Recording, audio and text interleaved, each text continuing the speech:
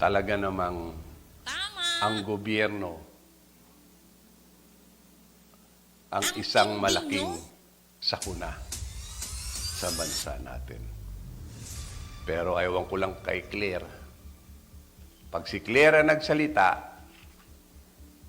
walang kasalanan ang administrasyon.